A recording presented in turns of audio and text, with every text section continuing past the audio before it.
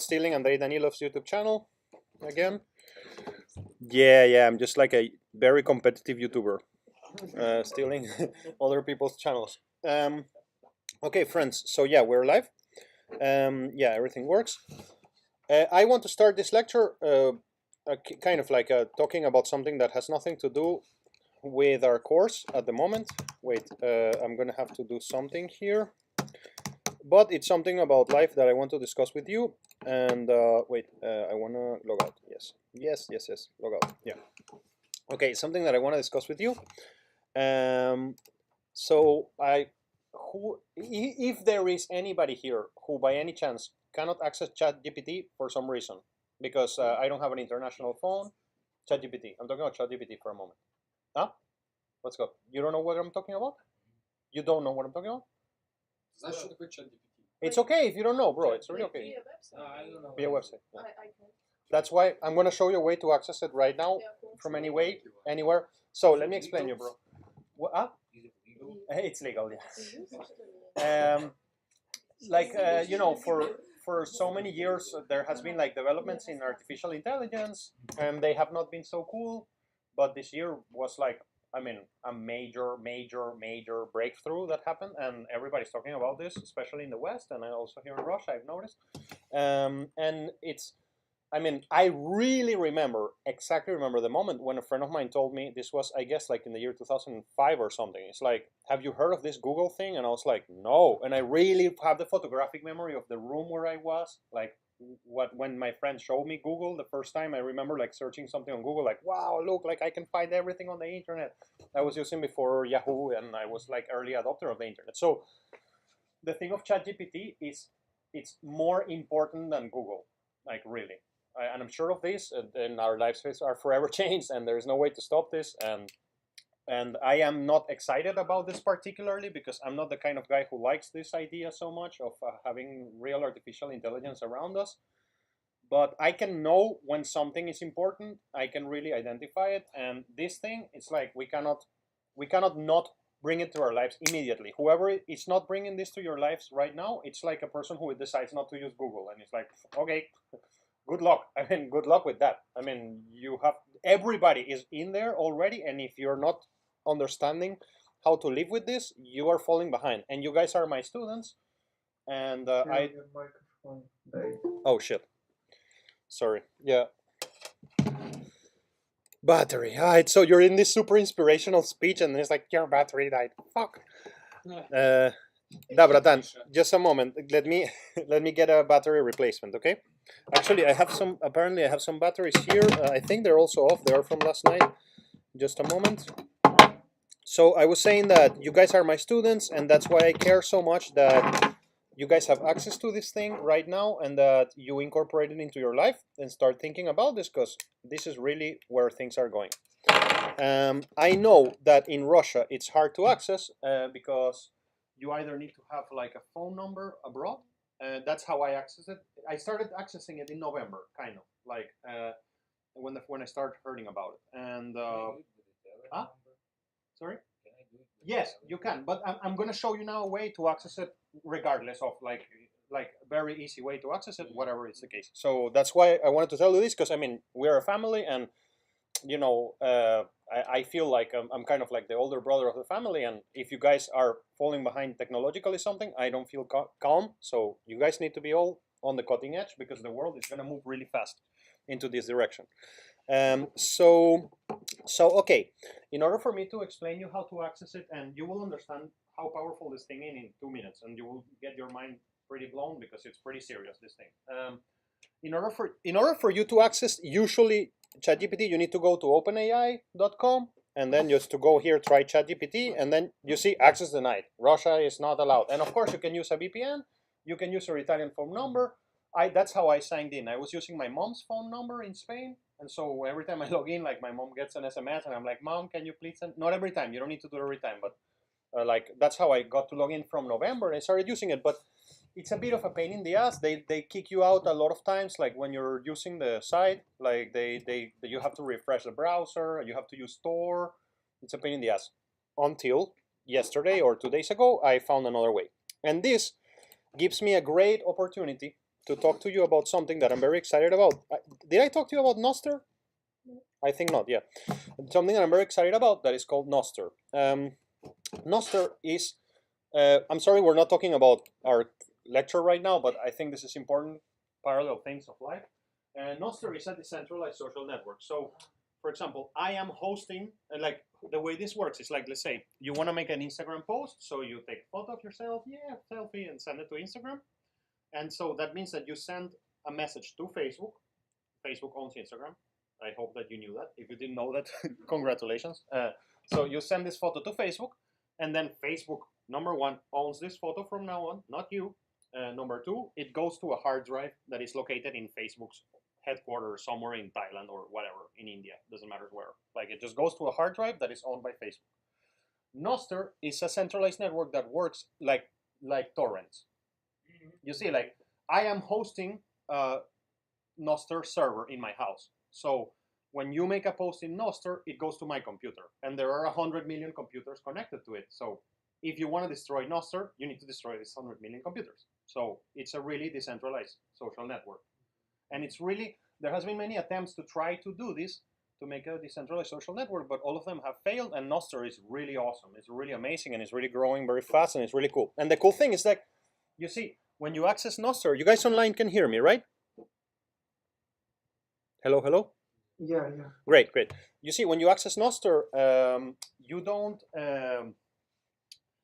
like, imagine, let's repeat this Instagram thing. Like, I take a photo, I send it to Instagram server, and then if I want to see that photo again, I need to use a user interface that is created by Instagram. Yeah? You follow me there? So there is two things there. The database where my photo is, and the website or the app that I use. These are two separate things. So Noster works in this way. It's so cool. It's like there is the database, and you can access that database via a million ways.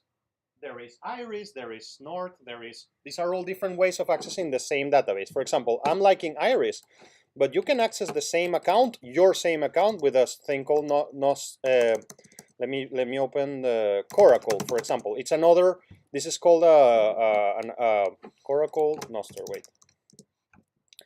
Yeah, like basically I can access my profile here, or I can access it in Nostrudel. This is another one.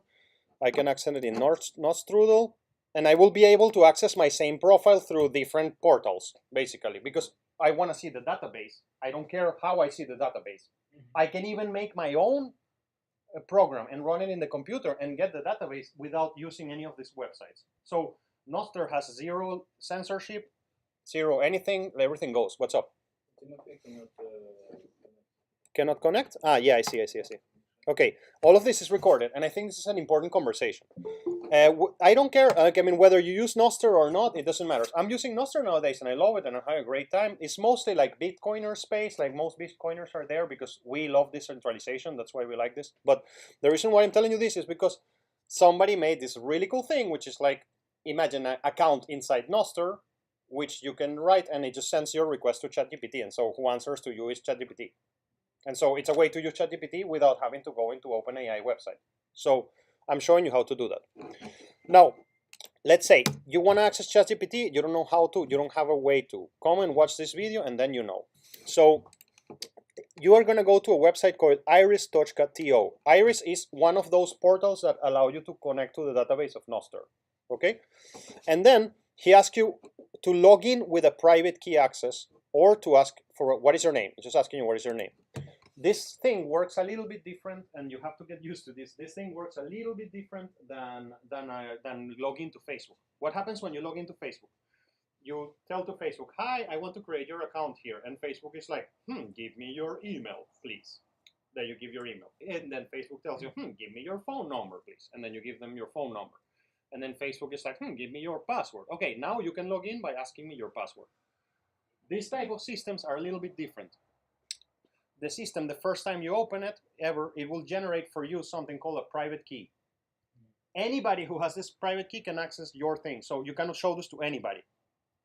Or you can just, every time you log in, you create a new account. It doesn't matter. You can create 1 million. It doesn't matter.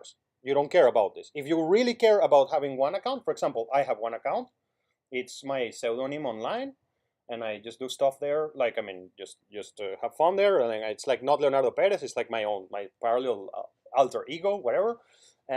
If I give you the private key of that, I lost my account automatically. You will be able to access it anytime. If I give you the private key, I'm just giving you the link to my account. This is my account. You cannot break it with that. So every time you come to a website to enter into Nostr, you have two options: or you create a new account, or you log in with your private key. So I'm gonna create a new account, and this new account, the only thing you have to do is this. What's the name of the account? Talking to ChatGPT. And so I hit go. That's it. I just created an account. Congratulations. What if I want to save this account? For example, right now I have 3 Nostr accounts. I have my pseudonym, I have one called Talking to AI, and I want to save it because I want to be able to save all these conversations. And I have another account that is the Music Satellite, which is where I put all the videos that I do in the Music Satellite, so people in Nostr can see it, but that doesn't matter. So if you want to save your Nostr account and you don't want to lose it for some reason, you need to go to settings and to copy your private key. This is your NSEC, it's like your private key. How does it look like? It looks like this. Everybody can already hack this account I just created because I'm showing it to YouTube. But I just don't give a fuck because I'm gonna delete it. I'm not even gonna delete it, I just don't care, okay? So now, if you don't want your account to be hacked, you need to keep your private key very safe, and that's all. So the way I take it, I have a password manager, right?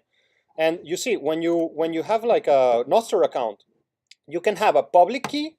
A public key can be seen by everybody, and it's like if I want to send you my profile, I can send you my public key, and then you can see my profile. But if I send you my private key, I'm fucked. So just get it clear, okay? If you want to save your account, you show your private key. You don't show you show your public key. You don't show your private key. Okay, that's all. Is this like the private key? Is it permanent? Yes. No, it's permanent, and you cannot change it. Just like the screenshot of it and then like type it. I mean, look, the way this is what I'm gonna do right now is a little bit dangerous. Let me just for a moment stop the recording here, just in case, not the recording but the video. In the way I have it done is like at the moment I'm working kind of in a situation like this. You see, like this is I have it here in Telegram, like, and so I just copy this is the case of the Music Satellite. If I want to log in, I just copy the private key, paste it there, and I log in. If I want to send you my account, I send you my public key. I already happened at the beginning of Nostr, because this is very new. It's happening since December or something. At the beginning of Nostr, and I saw a very big account who accidentally posted their private key to everybody, and I saw how he lost his account, and everybody started posting from his account like and he lost access to it. Yeah, it was a big account, like with many thousands of followers. So anyways, right now I'm not telling you go and use Nostr. I'm telling you, if you can't access ChatGPT, Nostr is a way to access it. And I think it's important because this thing changes the lives of everybody, and you need to be on top of this right now. So what do you need to do? Okay, you created an account. If you don't care about this account, don't save the private key. Create a new account every time you want to talk to ChatGPT. It doesn't matter. And you are going to need one more thing from me, which is going to be here. You're going to need one more thing, which is the link to that account that I'm telling you. So, because Nostr is a little bit hard to search things, so that's the account. You see, like somebody created this account, which is just a bot, and you are going to have to follow it. And then you go back to the beginning and you make a post, like as if you were going just to make any post. Ah, shit. I see, Bratan, thanks. Yeah, Bratan, if you can help me with that, that would be beautiful. Thank you so much. Some new batteries are coming. So, what have I done? I created an account in Nostr called Talking to ChatGPT. It's your account. Now, I mean, this is the account I just created in front of you. That's not my old account. It's the name that you typed. Yeah, at the beginning he asks him, what's your name? And you can say Vanya the drummer, whatever, or Talking to ChatGPT. It doesn't matter. It's like I just created a new account because I want you to know that you can. No, your mic is on. Yes. Yeah. Now it's fixed. Hey. Now you can hear me, da? Dasha. Hey. No. Yeah. Okay. Great. So I just told you, create a new Nostr account every time or save it. That's up to you. In order to save it, save your private key. if you don't save your private key, you can create a new account every time. You are going to need, I will send this to all of you. I'm going to make a little post on the general chat of all the bachelors because I really think this is very, very important. And in that post, I will put you this account because every time you create a new account, you're going to have to follow this account. And so follow the bot. Exactly. And once you follow the bot, it works like as if you're on Instagram. You see, like I'm going to write to GPT-3 and I'm going to write this. Good morning. Can you please give me a list of 10 books about the topic of reverberation. This is obviously just one application that I have there. Can you give me a list of 10 books? Sometimes it takes a little bit of time to answer you. You're going to get the answer there from GPT-3, and it's going to give you the answer.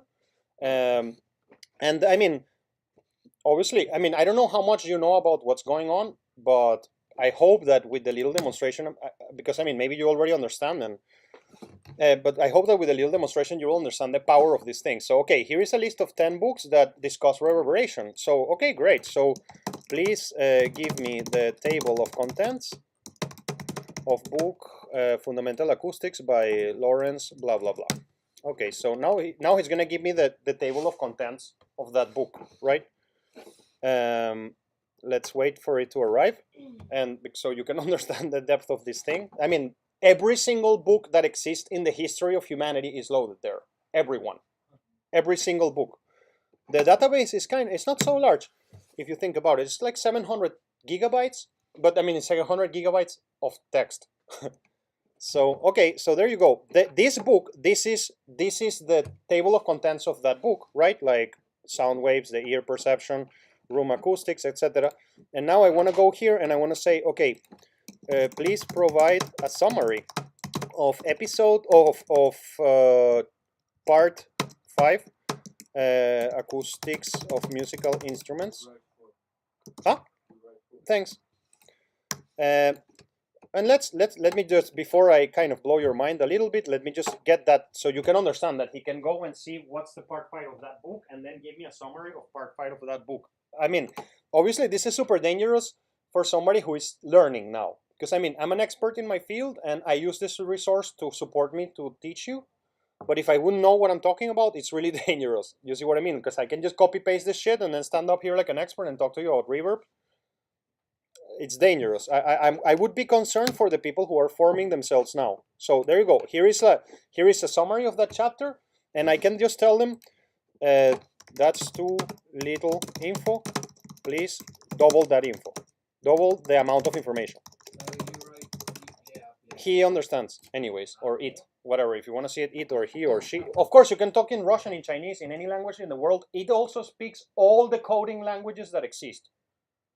So you can tell, please write me a code to do this. You understand now, there's obviously another moment of human history. I mean, every single child in the world from now, it's a coder already, right now. And the implications of this is immense. And obviously, I'm preparing a lecture on how to write music with this thing, and we will have it soon. So, okay, you see, I asked him to double the information, so it did, and I can continue. And now I can tell him this. Please rewrite, pay attention to this, Breton. Please rewrite this text as a rap by, who's the rapper? Kanye West. As a rap by Kanye West. Okay, so now he is going to rewrite that text as if Kanye West wrote it. Yeah, my sound waves. Fuck Jewish. Oh shit. You're gonna see it now. You're gonna see it in a second. I don't know what they want to do, but sometimes this is bullshit. This is like, sometimes it does it. It does it when he's kind of like, maybe there is an overload. I did it like an hour ago with the students. Let me see if he lets me do it with Snoop Dogg, for example. Snoop Dogg. Wait, this is rewrite this text. Why things like this happen? This thing, because there is a certain. I think that. You see, like the parameters of the model are adapting based on the processing power that is running. They are running all these queries from all over the world, and when it's tired, So it's like overload. it's like not overload. It's like this is not the paid. You see, like I tried again. This is not the paid version. So the paid version has no limits. But when you're not using the paid version, sometimes it kind of like tells you some bullshit like that, like sorry, I cannot do this right now or something like that. You can tell like rewrite as a dialogue between friends. You can do it. No, there you go. Here's written like, yo, let me lay down some knowledge on you about the acoustic that musicians go through. Part 5 of this book got the dope flow, acoustic of musical instrument. We're ready to go. First up, strings and vibrations, the way they move. Man, it's a sensation. We're talking. Now, let me, you got it, right? I mean, it wrote it already? It's also amazing how he can structure information, for example, for kids. Of course. Like, understands the context. No, I have, for example, for today's lecture, I asked a question to GPT, which was like, please tell me the difference between pre-delay, decay, and early reflections, and write it in a language that a university student of the second year will understand. Now, look at this. Of course, please rewrite this in Russian, and let me see if he can do it in the style of the lyrics of the singer Zemfira. I mean, obviously, And he knows who he has analyzed all the songs of Zemfira already. Every text that has ever been on the internet, on any language, all Twitter, all Instagram, all Facebook, every single piece of text that was ever put into the internet was the database that was fed to this system. That's why, I mean, let's see. I don't know if it's going to answer me, but I really think it's going to do it. Like so far, I have never failed in a query of any sort. There you go. Послушай, я тебе расскажу немного про акустику и музыкальный инструмент. Maybe it's not good because I don't know, but I don't know. I just was making a point here. Can you send it to Sure. Actually, please I'm sorry, bro, to do this, but please rewrite this as chanson. I'm gonna ask about your dad, Bratan. So let's see if it can I? Are you okay with this? As lyrics of how? Chanson? By Sergei, like that? Trofimov, right? Trofimov. Sorry, Trofimov. So please rewrite this as lyrics of chanson. What? Sorry. So yeah, that was a typo. So I don't know if he will know who your dad is, but I think it will. I mean, it just analyze all data there, and then you can send it to your dad. That some robot was talking about acoustics. So let's see. I'm sorry. I know we're losing a bit of time, but I guess you understand the dimension of this. Like, this is just huge. We can make lyrics of Sergei Trofimov all day. So come on, we all really want to see this. Give it to me. There we go. So tell me if it looks like a lyrics. I think not. I don't think it's gonna look like lyrics of your dad, but whatever.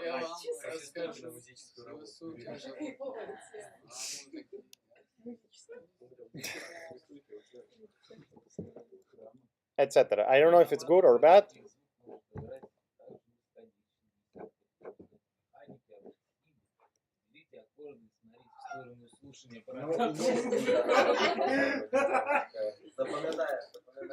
Напоминает, да?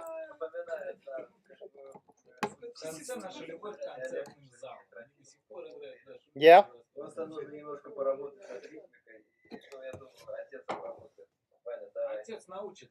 Okay, короче, what is the implications of this? Are humans going to be replaced? I don't think so. Look at what happens. Think about an institution like the New York Times. Like the New York Times is an institution that has a head editor, and then there are a lot of people who write articles, and the head editor is looking at what people are writing and deciding this goes, this doesn't go, this needs to be edited, and so we are becoming editors, all of us. Now, like the actual writing is not what matters so much. It's more like the choices we're going to make. This thing has a really powerful educational tool for all of you, and I really invite you to think about this. Wait, did I close the stream? I hope not. I'm going to close the stream 1 second. I'm going to go not the stream, the recording. I'm going to open one message that I wrote to all the bachelor's teachers, for example.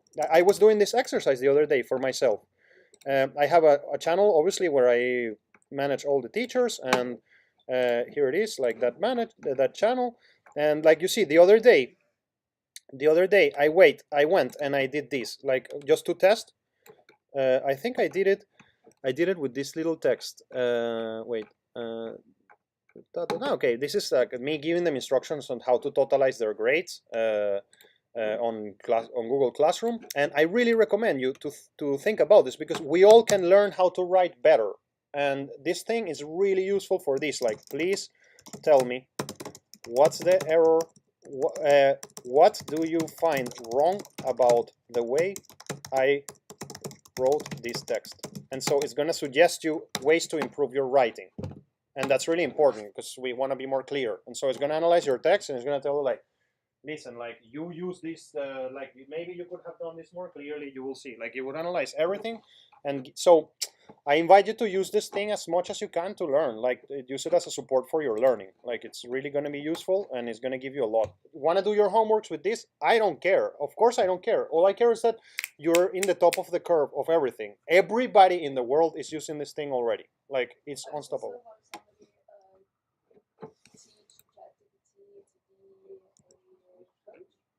To be a coach? Yeah.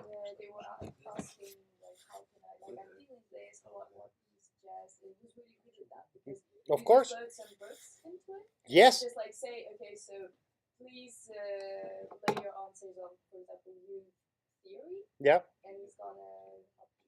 Yeah, of course. So you see, like, he's giving me recommendations of how to fix my text. You know, here's a way to improve.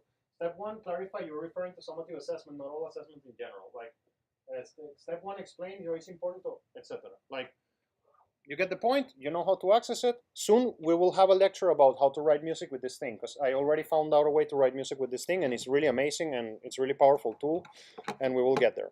So, okay. That being said, let's go back to our reverberation conversations. So, okay. Look, I gave you one lecture of reverb last time, and I'm giving you a second one today. I'm really happy that it went like that. The first one, I was not so happy with my capacity of preparing it, but we talk about some general stuff. And today we go into the content of the book that we have been following about reverb. So what I want really is to sort of like, well, I mean, my goal of this lecture in particular is to give you the introduction to the ear trainer, but the reverb side of it. So you're going to start doing ear training for the ear side of it. And the second thing that I want to do is to give you an assignment. Well, I have 2 assignments for you for today. And they cannot be done with ChatGPT, actually. So that's cool. Because, yeah, one of them is that you need to make me a video of you doing ear training for the reverb side. I was a little bit compassionate, and I made it only 20 minutes because I think it's enough. And the second thing you're going to have to do, I'll explain you in the end, but it's something quite funny.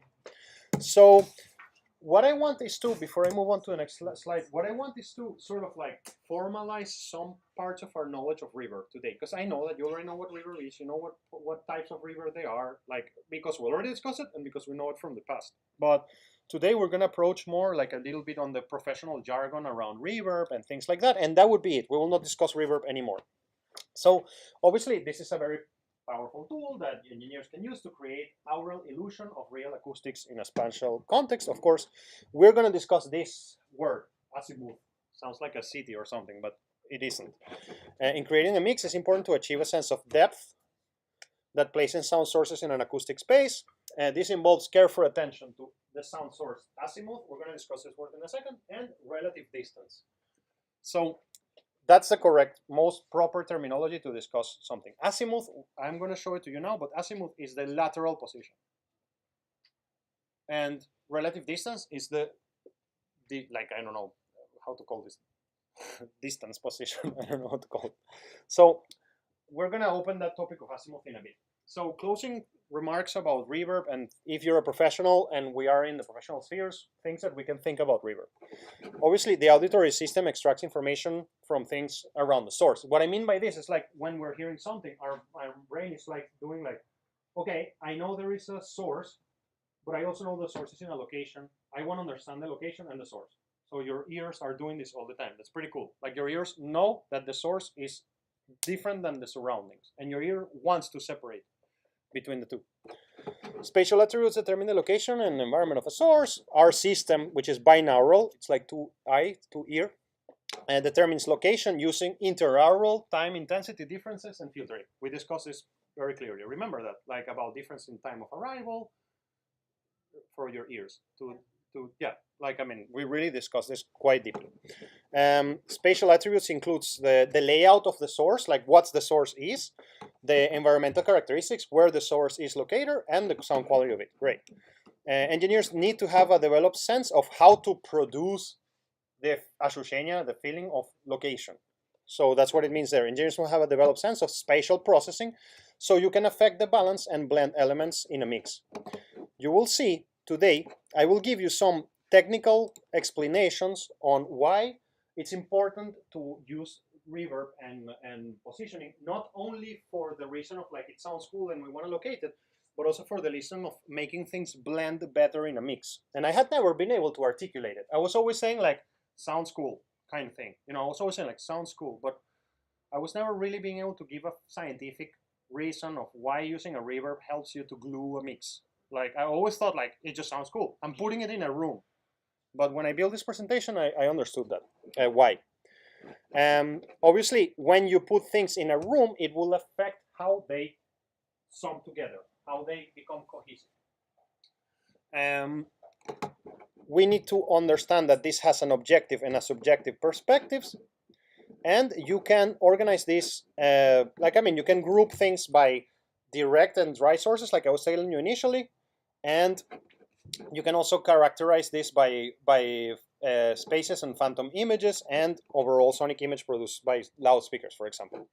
So when we use many techniques like artificial reverberation, delays, or microphone placement, we can control and manipulate the spatial attributes. So we can create a mix that sounds great. So we want to control the spatial attributes. Now, azimuth in the context of audio acoustics refers to the horizontal angle between the direction of a sound source and the direction which the microphone or listening is facing. So my azimuth is, okay, look, I'm looking like that, and it's like everything that is coming to me like this.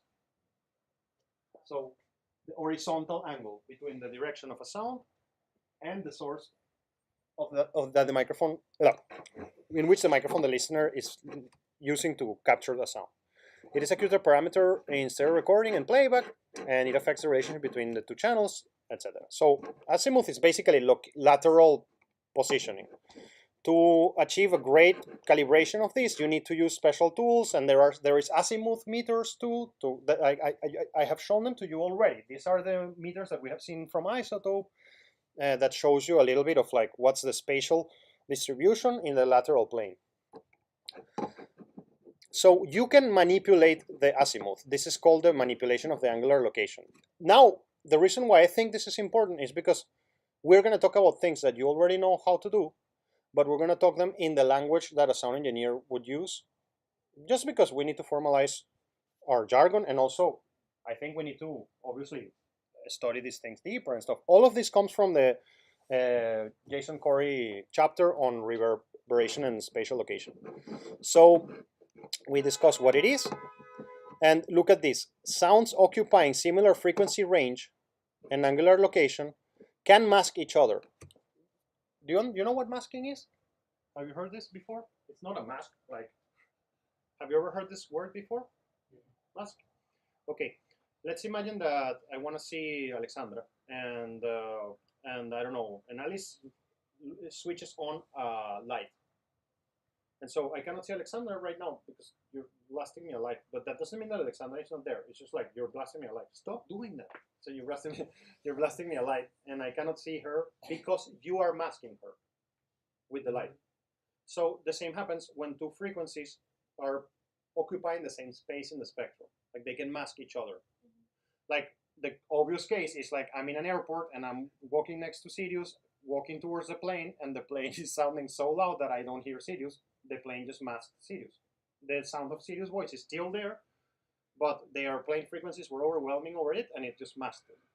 I was thinking that masking, and when you're mixing, and actually MP3s, sorry that I kind of jumping in between ideas, but MP3s work by exploiting the fact that frequencies can be masked. You see, the person who created the MP3 created a system that analyzes data and looks. Imagine that we're making a movie right now, and in the frame when you switch on the light, the system stops rendering Alexandra. It's like, you feel it, right? So it saves data. We don't need to render Alexandra if you're going to blast a light here for the camera. Sorry, yeah. You will be rendered later again, don't worry. Like, you just will appear into existence again. So the MP3 works like that. It's like the MP3, it kind of like understands Alexandra is back there, but there is a light right here, so I cannot render Alexandra, and the listener will perceive the same thing. So that's why it's called lossy system, because it's a bit of losing quality, but not so much. It's like it loses things that you don't need to hear in that moment. So MP3s use the principle of masking. I'm telling you, this is a general precall. Now, I didn't know, I thought until I built this presentation that things get masked only by their frequency content. But they also get masked if they are occupying the same horizontal position. I really didn't know this until now. Like, I mean, I had an idea, but I didn't know it was like so critical. And one of the reasons why we pan and why we create reverbs is to make sure that frequencies don't mask because they're in the same location in the panorama. I thought that regardless of the location of the panorama, they would mask themselves anyways. That's what I thought, but I was wrong. And I'm really happy for that because, so now I told you that, and now let's read this. Sounds occupying similar frequency range and angular location can mask each other, which is important to take into account when planning a mix.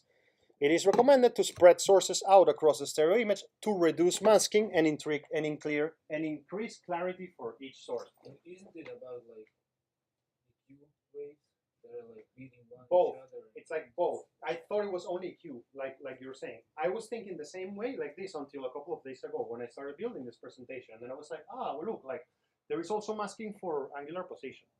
So you want, if you want to avoid masking, you try both. And that's a great argument in favor of panning, because I mean, it's not only that it sounds cool, it's also that you're avoiding masking. Panning already like makes kind of.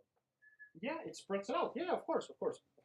So microphone signals can be panned using either conventional constant power panning. I mean, you can pan using your DAW, or you can also delay the output of one signal in relative to the other, etc. There are many ways of achieving this. So that's the importance of manipulating the azimuth or angular location is the same. Like that was the first point that we discussed here, like, or that Jason Corey makes us invite us to interpret. And then there is a conversation of like, okay, I can manipulate this horizontal plane. Can I manipulate the vertical plane? Let's call it like that. The relative distance of sound sources with a stereo image is crucial, of course. Like the distance between you and the source is really important to achieve depth. Now, our capacity to understand depth is a little bit more limited than our capacity to achieve positioning in the horizontal plane. When you record something in a big like space, you will obtain a natural sense of depth because you're capturing this room too. But when you record in a dry space, like the studio, then to create this depth is a little bit more hard because you don't get it from the room. It's easy because we can just put a reverb there and no problem. But the point of these 2 points that I'm saying there is like, obviously, it is easier to perceive depth when you are recording in a larger space. Quieter sounds are usually perceived to be more far away. So if I want to make something more far away, I just make it quieter. I mean, that's a way to make something feel more far away. You know, I have a mix, Slava is singing here in the front, you know, and then I turn it down in volume, and then I have a feeling that Slava went more far away. So that's a way I can manipulate distance, very obvious. I mean, obviously in this lecture, I could just tell you like, hey guys, if you make things quieter, they will become more far away. Bye, that's the lecture. I mean, we're trying to see it as scientific way as we can. The direct sound level decreases as sound source moves further away. Obviously, it becomes quieter. And it changes, this is the proper way to say it, the direct to reverberant sound ratio. So what happens is like everything that is close to you sounds louder than the reflections that are coming from the room. So when something gets far away from you, what happens is that you hear more reflections and less direct source. One thing that I didn't think I explained well enough when we started this lecture, and I did explain it, but I could have done a better job. Remember, your brain knows what is direct source and what is reflection. I don't know how the fuck our brains know this, but they know. And so whenever something gets far away from you, kind of two things happen. That thing becomes quieter, and also your brain starts understanding like, oh look, the reflections are louder than the actual source. How the fuck our brain knows that thing? I don't know. Maybe, I don't know. Yeah, I don't know. I was gonna joke something about ChatGPT, but I couldn't think about a good joke about it. So moving a microphone far away from a sound source created a greater sense of distance. Obviously, Eureka. What an obvious thing. Room placement and level are critical factors to control sound sources, obviously, and filtering. Oh, this is really cool idea. These are kind of like commentaries on how to manipulate distance. So what this text is telling you is like, hey, if you put a microphone further away from you, you are manipulating distance. If you turn down the volume of something, you're manipulating distance. If you change the ratio between direct signal and room signal, you're also manipulating distance because your brain interprets it as something getting further away from you. Or if you filter out how frequencies from things that are close to mic, means that the mic is very close to it, you also change the perception of their depth. So you see, making something darker will also make it feel far away. That's the implications of this slide. When we describe reverberation of sound sources, we usually think about a couple of things. And by the way, I tell you, this lecture is a bit shorter than usual. We're almost done, and then I'll give you an assignment, and maybe we will even go home a bit earlier than usual, because I kind of have to run. I need to be at home exactly at 3 p.m., like 00. So, when describing reverberation of sources, we usually think about spatial extent. This is the formal way of calling width and depth. And there is something in sound engineering that is described the sound stage. So, I mean, this is the formal way of saying, even when you're in a recording, it doesn't have to be a stage of like a performance. Like, you could say something kind of like, what's the spatial extent of the sound stage of Studio B of DTH? It's like a formal way of saying, like, how much width and depth it is. There's another context called spaciousness. We'll discuss it in a second. And there is, of course, the decay character of something. Like, how did it went away once the sound stopped? Let me see. Здорово, Султан, привет. Так, привет, братан. Buenos días, hermano. Good to hear you. So, we continue. Sometimes the sound source location in a mix are very well defined, and other times sound sources are more fuzzy and difficult to pinpoint, to locate. Spatial extent describes the source perceived width. So that's just like a context. It's just like, what is spatial extent? So there is something, I mean, this is super non-important information to us at this stage. I really think so, but I just want us to have the terminology. Wait, I made a copy of something here this morning, and I don't know, it's okay.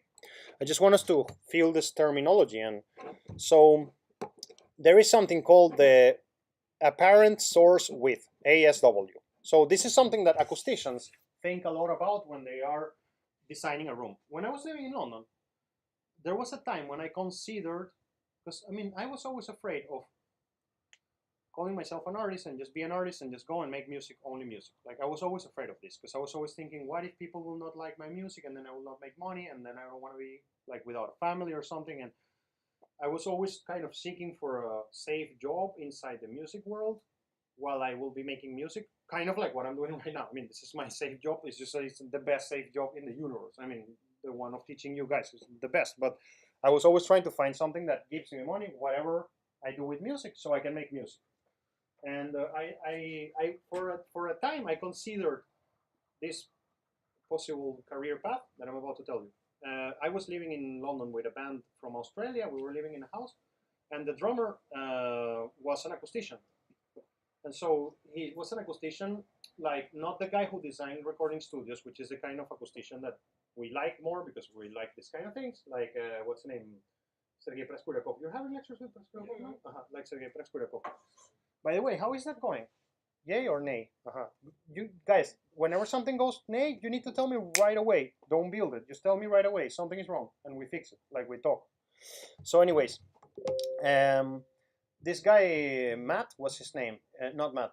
Ryan. Ryan. His job was to go to a construction site, and when you build an office, you have like a regulatory amount of reverb that the room. I mean, you cannot put an office like in an anechoic chamber or something like that because people will go crazy.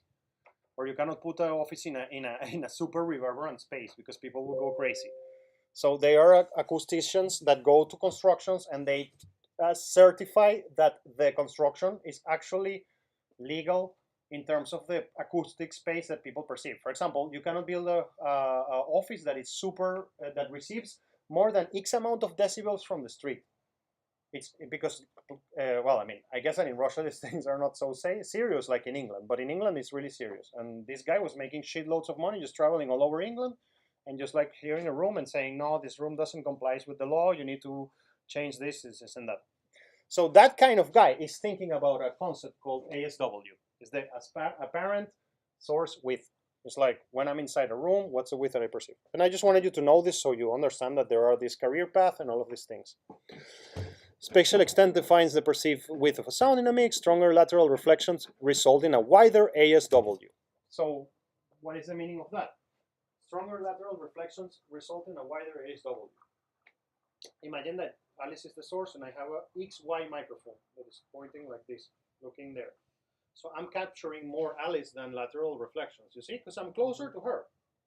But if I put one microphone here and one microphone here, I'm going to get a wider ASW, apparent source width. Because, look at this, the microphone, stronger lateral reflections will result in a wider ASW. That's something that you all know. Of course, you knew before this lecture that if I put an AB microphone there, what you didn't know is why. You just know it sounds wider.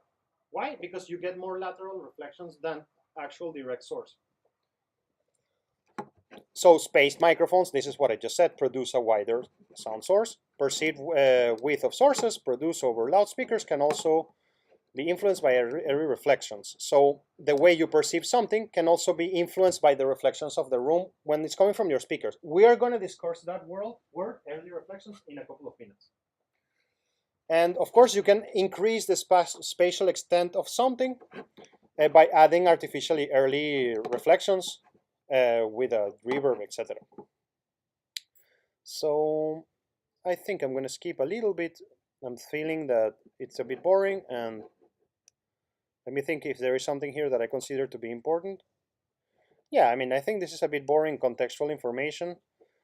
There is a concept called spaciousness, which represents the perception of physical and acoustical characteristics of a recording space.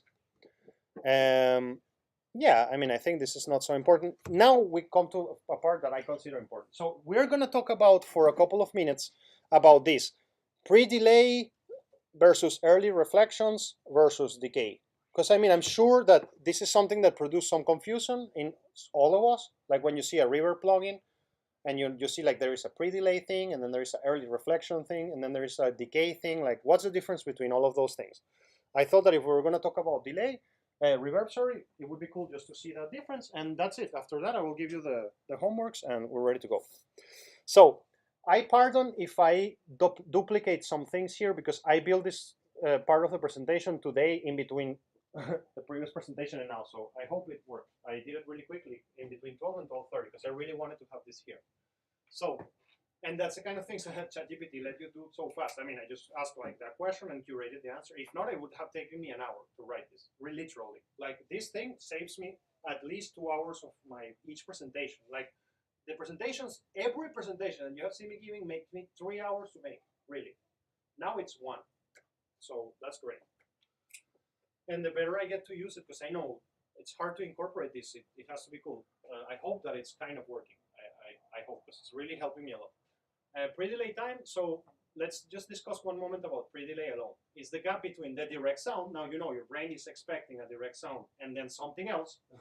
That's really cool. Your brain is kind of like, I got your direct sound. Where is the room? Give me my room. So there is a gap between the direct sound and the start of the early reflections. And what the hell is the early reflections? Okay, let's start better with this slide. This was the last one I did like minutes before you enter into the room. So let's start like this. We have early reflections, pre-delay, and decay. So early reflections are the initial reflections of a sound wave that bounces over a surface of a room. They are 30 milliseconds after the direct sound. So our brains are kind of like, heard that, I just heard Viera saying hello to me, and then I heard Viera saying hello to me 30 milliseconds after I heard Viera saying hello to me. My brain is like, that's the early reflections. Like, and why is this important? Because you want to know if the tiger is going to eat you or not. And yeah, and your brain is like, where's the tiger? Your brain is always asking that question. Where's the tiger? Where's the tiger? Is it gonna eat me? No. Okay, great. Then I can play the piano now.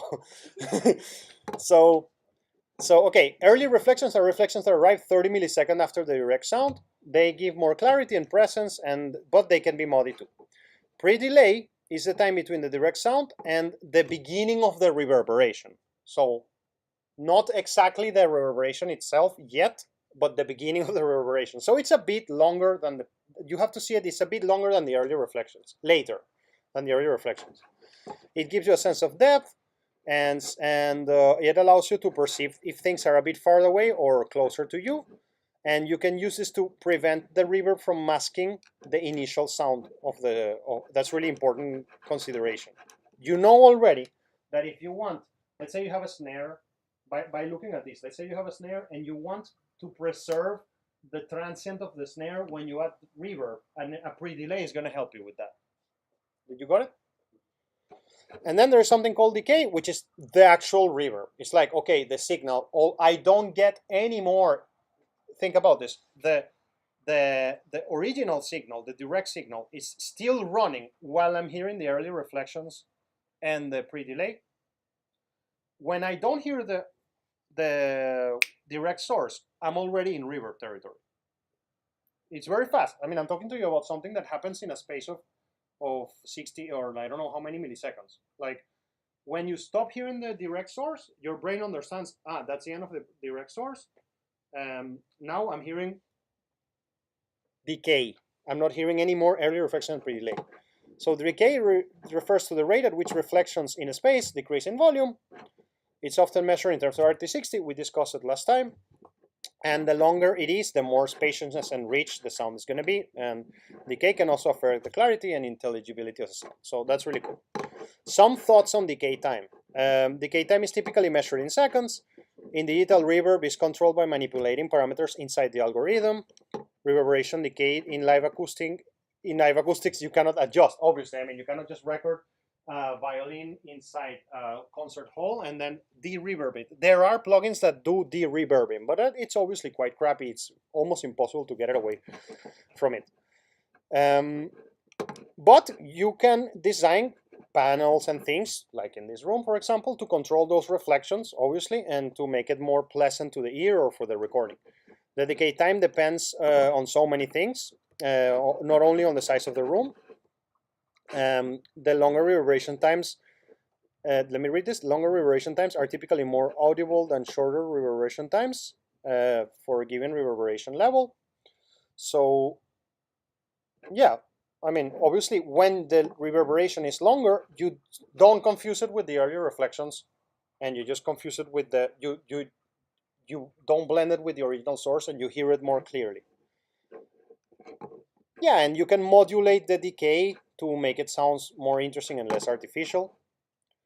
So I'm gonna skip, and this is, I think I can skip this. So we can control additional spatial attributes. We can control like the quality of the room, like the materials of the room. I'm talking more about like in post-production. And you can either create a soundstage that is real by putting a recording there or by adding something in the mixing, right? So there are many types of reverbs, obviously, and some sounds have unique type of reverb depending on the instrument, etc. What it means by this is like when you're conceptualizing a mix, you're going to be faced with two decisions. And give me a moment of attention because this is really interesting thought, just interesting thought. Obviously, when you are, there are kind of two philosophies when you're mixing something. You either put the whole mix in the same room, or you kind of like have a room for the singer and a room for the rest of the band. And what is the meaning of this? That sometimes you put a different reverb on the vocals and on the rest of the instruments. I really like to glue things together inside a room. So many times in my mix bus, you already know what I'm talking about, I put a reverb in the total mix bus, in the whole mix bus. I especially do this when I'm mixing a live session. And I just want to kind of like glue everybody in a room. And sometimes I have mixed also concerts that are open space concerts. And open space concerts are really weird because you just don't get away by making a good sound when you don't have a room. Our brains really need it. Like it's just kind of like, I don't know, if I would see you in black and white and my brain's like, where's the color? Like, kind of thing, like your brain is expecting it. So just telling you that when you're conceptualizing this, remember that there are kind of two schools, two ideas, two forms of doing it. You can either put everything in one room or to put everybody in separate rooms, kind of thing, and then make it work. I'm going to skip this. Let's go back to the technical ear trainer. So I'm going to ask you to make some ear training. The reverb module is really simple and it's actually really cool. So what follows here, it's like there is an explanation like I did before as well for somebody who missed this lecture or something. There is an explanation of how to use it here. I'm not going to tell it to you now because I'm going to show it to you right now, but that's what it's there. And then we will discuss the next thing in a second. So how does it look like? I mean, this is how it looks like when you just open it. Where are you? Well, I guess he loaded the sample. I loaded a sample already, just like before. But in this case, obviously, you want to load a sample like of a snare. So I just grab a sample from Ableton and I loaded it there. So you see? Oh. So you can also do it with white noise. I mean, you can try to understand the reverb with white noise, but good luck with that. I think that it's better just to go with the sound file. And so this is what you end up with. You see? And so let's hear the question. The question is this one. So what's my answer? And then you need to meditate about decay time and pre-delay time. So that was the decay time. And that's it. That was the correct answer. Okay, next question. So let me hear the question. So now it feels like it has more pre-delay. That's too much. There we go. And you can change the parameters. Like I want to work on the pre-delay time, etc. I mean, poor guys online must be dying with the sample going in a loop. It's very self-explanatory and simple. Nothing weird about this. You can choose higher difficulty, and you have the same options. Remember, matching memory, absolute identification. So matching memory will only allow you to hear the answer once, and an absolute ID. I don't remember how it is right now, but it's another level of difficulty. So yeah, you can also work. This is really cool. You can also practice mix levels. I don't understand how it works again. Like you have bypass, like. Did you make the previous exercise, Bratan? No. Then please, I'm sorry, but then go to the videos, find out, and because I explained that like 40 times, really, like, and I don't want to do it again. You have to go and catch up yourself, okay? Yeah, sure. It's really intuitive. Like you will see it. It's really, really intuitive. I don't mean to be an asshole. I'm just motivating you to check it yourself, okay? Super. Yeah, no, I love you, support you. Just I want to push you a little bit. Okay, so exercise, guys. I have one more thing for you that we have to do. So, by the way, I'm doing this with Foundation right now. They have to make me a sound of an animal in a synth. I think we were discussing this last week, but they had but they will make it whatever they want. Play a horse with the guitar. Then you can help them out to sort out that exercise. So, look, what's the next? This is going to be an interesting. I really ask you to do it, guys. It's going to be cool, and it's a mandatory. It's if you don't do it, well, I mean, you will not get the points. That's fine, but I think it would be really cool if we do this. Look, I want to build a convolution reverb library of UU. So I want us to have this funny thing, which is like I want to put Alice vocals in the cafeteria of Britannica. And so you are going to have to generate a library of samples all over the school. So you can do this outside. You can do this. You choose your place. Will it work or not? I don't know. It doesn't matter if it works or not. What I'm trying to say is like, you need to make the samples for me. Then we will load them and see if it works. If it doesn't work, fine. Because I want you just to be wild about where you try this. You know, like it can be in the lift. It can be anywhere. So, and of course, Grisha, I also thought about you and also about Dasha. So there are considerations for those of you who are not in Russian. So let's check this out. I wanted to collect samples for convolution reverb. So each one of you need to generate 2 samples of acoustic spaces of your choice within UU. If you're abroad, you can follow the same set of instructions within a location you're in. You may replace the stereo microphones for a phone if an emergency, but please note that this is not ideal. So I want you to rent the 2 condenser microphones that are in the rental room there. I don't know if they're here or if they're there right now. I want you to rent those 2. I want you to grab a laptop and grab a sound card. And then you have to go to a place. Let's say that you chose to do it in Auditorium 40. That would be a cool one, the Auditorium 404, for example. And look, by the way, if some of you repeat samples, I don't mind. All I mind is that each one of you makes me 2 samples, okay? So how do you make the samples? Let's say you put 2 microphones. I can link you to the presentation of stereo microphone techniques that I made for the engineers that you songwriters haven't seen. And you can put 2 microphones, and you will make a clap, and then you will go to let me just literally just make that example here because it's going to take me 1 second. It should be done with 2 microphones. I'm sorry that I'm doing it like this. It's just for the demonstration. Hey. Wait, is this thing working in? Hey. Why? Wait, just give me a sec. Just so you know exactly what you have to do. Input, yeah. No, it's here, Radan. It's because of this. Hey.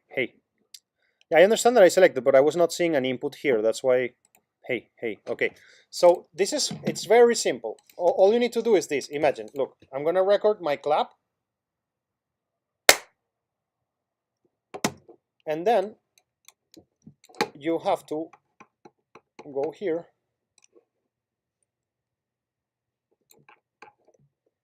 And get rid of the clap. There shouldn't be a transient. You only want the tail alone. So I don't know how this is going to sound now. Let me just... So you what you want is this. Something like that. And then you're going to have to normalize this. Is there a normal... Do you know where to normalize in Ableton quickly? Where? Maybe right click. Here, like in here. On the track, yeah. If you see it, let me know. Wait. Well, let's just ask ChatGPT.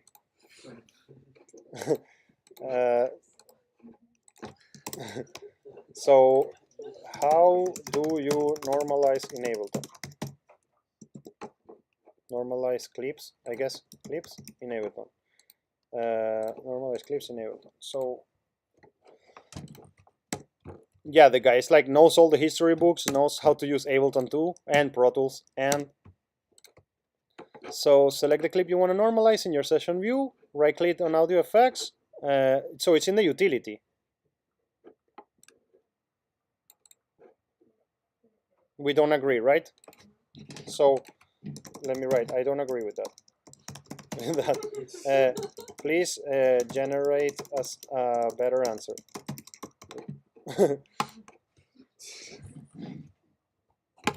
Sometimes he's really arrogant and tells you like, no, I don't make mistakes. Like I'm a robot and I don't make mistakes. Like we're gonna be living this in the rest of our lives from now on.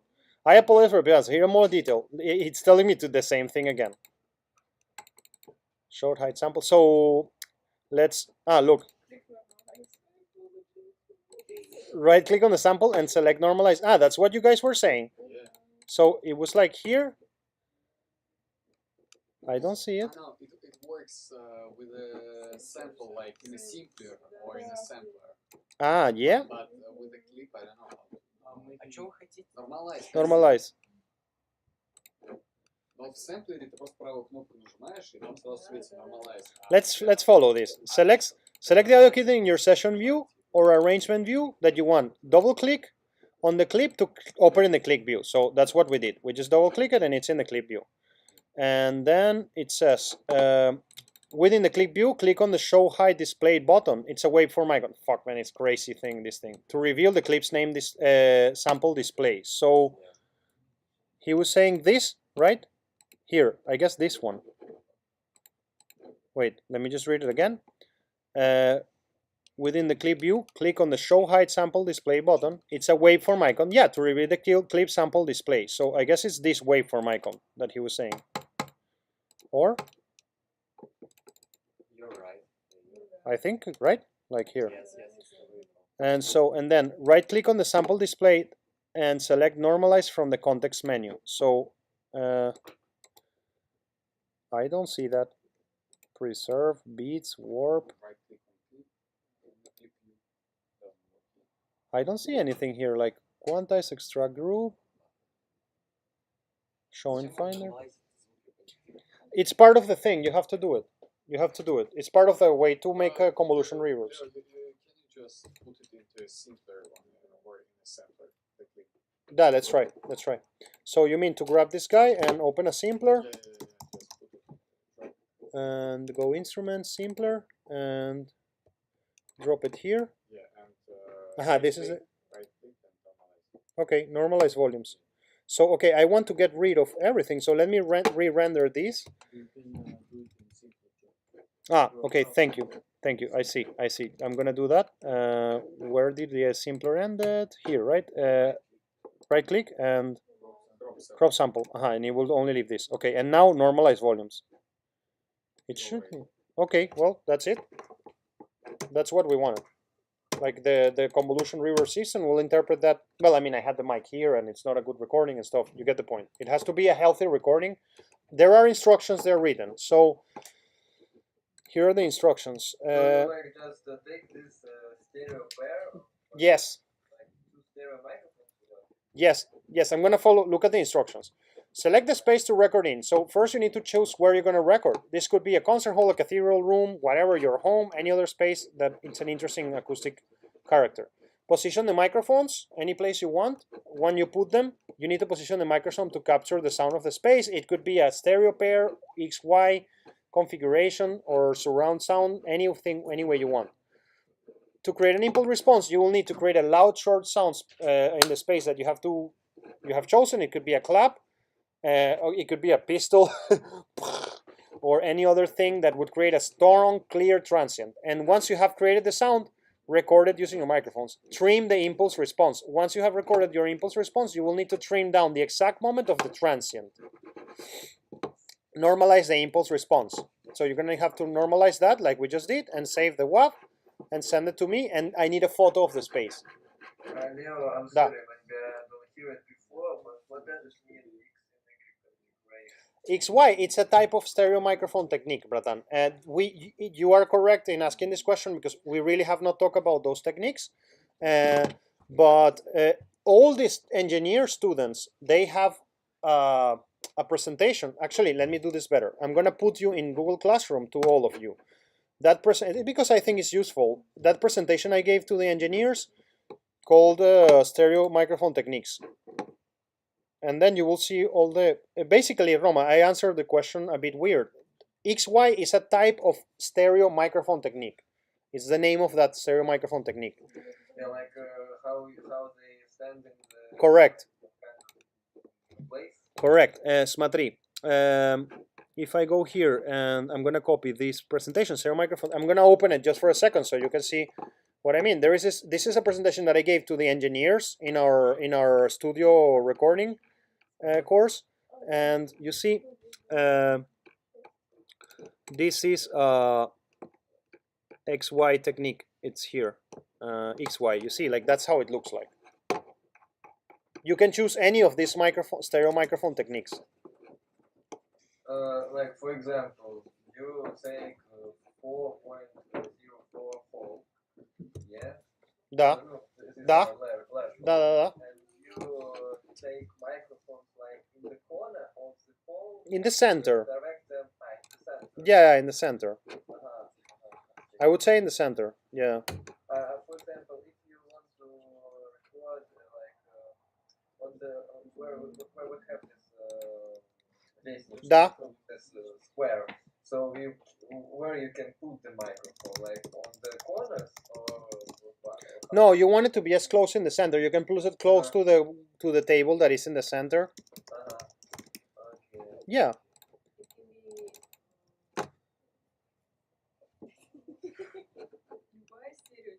Да, it can be any stereo technique. Just choose the one you want to do, but you will have a limitation, which is that those microphones are cardioid, both of them. So So you cannot do anything, but you have a whole bunch of options, considering that they're cardioids. So развитие, what? Okay, and this is computer, and this is songwriting.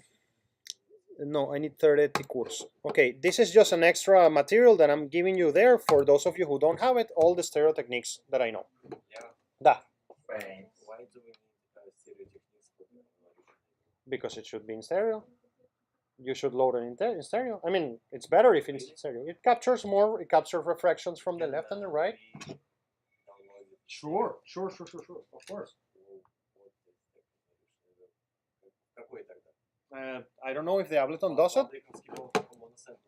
I don't know because I have never used it, but I have here yesterday. I found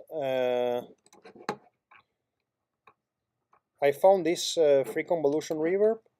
So you see, this is when I was preparing this shit. Like I found this convolution reverb and I loaded a stereo sample to it already. Sorry. No. Yeah. Da. So we'll have I'll have like 2 mics, right? So I'll have 2 recordings. Should I send 2 recordings or like should I? No, you should blend it into a stereo file. Great question. Layer No. It should be one stereo file. Yes. By the way, I thought about your case, Dash, and you know what you can do? Yeah. You can. This is good. It could be really fun, but it's gonna have a little challenge for you. You can use 2 phones that are the same phone. Oh. You see? I mean, I don't think I'll find out, but I'll try. I'll see. I wanted to use like a phone and a mic, but it should be the same. No, they have to be the same mic, of course. Yeah, So maybe you can just like stand on a square there and scream, "Who has an iPhone 12?" And then and then just like take this person to record a convolution reverb sample. I'm sure I'll try that. to find the same phones. Yeah, I mean that's an option. I don't know if that can work, but in the worst case scenario, your phone records in stereo, so you can put it in the center of a room and just use your phone. Like that's the worst case scenario. Okay. But how do you create a stereo? Out of 2 phones? Yeah. And you would imagine you would put the 2 phones at the same distance from the source, and then you would record 2 separate audio files, and then you would send it to yourself and put them together in Ableton, so the beginning of the left and the right phone are in the same place. Okay, yeah. Just Yeah. put them together, Just like Yeah, Okay. Cool. By the way, Dash, I'm sorry I haven't given you feedback on your project of recording. I gave feedback to everybody except to you. I had like some glitch. It's my fault. I'll get back to you soon about this. I haven't dropped it or forgot it. It's there. I know. Okay? Yeah, sure. By the way, guys, important piece of big news. And it's not the nice news, but it's the real news. Some of you have failed some of the предметы. And not you, I mean you in this room. I don't know who exactly, but everybody in the course of all the students of all the 3 years have some предметы that maybe are under 40 after the first semester. I really don't know what's the case of you here, but I just want you to spread the word that you will receive an email soon with all your grades. There is a reason why it took you so long, and that's my fault, 100%. You can say it's Leo. Like, don't blame it on the administration. It's 100% my fault. I finally totalized all the grades kind of like last week. I was supposed to do this 3 weeks ago. 100% my fault. Now, you're going to receive an email from the school like, hey, here are your grades. And that's going to mean that you're going to see this and you're going to be like, oh, that's all fine. Or maybe you're going to see it and like, why, Andrei Danilov, I have this 40 here? Like, you're going to have to talk to him and fix it. You will have until, important, this is hyper important, you will have until the 10th of May to fix any of your academic debts. If you don't do that by then, it means that, let's say, okay, we see each semester as individual units, okay? And then when the year ends, we make an average between semester 1 and semester 2. So you see, actually, no, excuse me, that's not how we do it. I think everybody kind of does it, but let's think about my предмет. You have развитие технического слуха, and we have semester 1. I think it was how many summative? It was like 5 summatives or 6 or something like that. It was 6 summative assessments. And let's say that you failed one of those summative assessments and you want to recover it. anything that is semester 1, you will have until the 10th of May to fix. If you don't do that, you will not be given a chance to fix anything from semester 1, and then you will only be given a chance to fix something of semester 2. So, was that clear? No? Leo, Yeah. so if Da. I have, for example, I fucked up your plan, Yes. just send you all homework until the 10th of May? The homeworks that you failed, not all. The homeworks that you failed. Of course, so then I failed. And And the last thing you need to know about this, guys, is that let's say that you were in a hospital and you missed a deadline because you were in a hospital. Then that resubmission that you make can give you 100 points. If there was no reason, your maximum value that you can get for that resubmission is 40. We will not even check it. We will just see it. We receive it, it looks okay, you got 40. That's it. Now, if you had a reason and you were in the hospital and it's all clear and we have a spravka and it's really serious stuff, like then we can give you 100. Yeah? Okay, so spread the words between everybody. Guys, you will have a chance to fix your academic debts until May 10th. That includes third year, everybody, just say everybody. This news is going to come to you very soon. So we are in the 5th of April. You will have 4 weeks. Uh-huh. Да? Yeah, so 10th of May or April? 10th of May, sorry. That would be really criminal if it were 10th of May. Sorry. 10 of Maya.